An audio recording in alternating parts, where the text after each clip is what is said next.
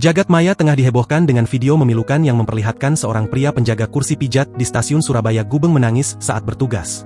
Peristiwa yang terjadi pada Senin, 2 Maret 2026 ini mendadak viral setelah sang pria diduga mendapat tekanan hebat dari seorang konsumen yang mengaku kehilangan barang berharga. Pria yang diketahui baru pertama kali bekerja ini tak kuasa menahan air matanya saat dituduh mencuri gelang emas di area tempatnya mencari nafkah.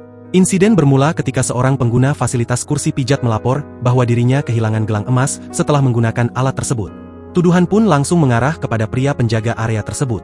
Karena diduga ditekan secara verbal, pria malang ini mengalami tekanan mental hingga menangis sesenggukan di depan umum. Video yang merekam momen pria tersebut mengusap air mata sambil tetap menjalankan tugasnya langsung mengundang simpati luar biasa dari warganet.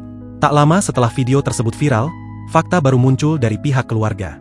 Seseorang yang mengaku sebagai kakak korban memberikan klarifikasi melalui kolom komentar. Korban diketahui baru pertama kali bekerja dan masih dalam tahap belajar menjaga fasilitas tersebut. Keluarga mengklaim telah melihat rekaman CCTV di lokasi. Menurut mereka, saat datang, konsumen tersebut terlihat hanya mengenakan satu gelang. Meski rekaman CCTV menunjukkan hal berbeda, konsumen tersebut tetap bersikeras mengaku memakai 2 gelang dan merasa kehilangan satu di lokasi. Rasa sakit hati keluarga tak terbendung melihat adiknya yang sedang berjuang menjemput rezeki justru diperlakukan tidak adil. Kami memang orang tidak punya, tapi kami bukan maling, tulis sang kakak dalam komentar yang kini banyak dibagikan ulang oleh netizen. Kasus ini kini menjadi perdebatan luas di ruang publik.